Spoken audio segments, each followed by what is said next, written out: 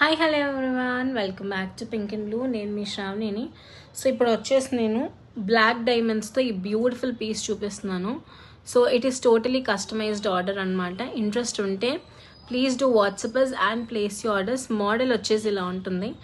Very very very very classic piece అండి.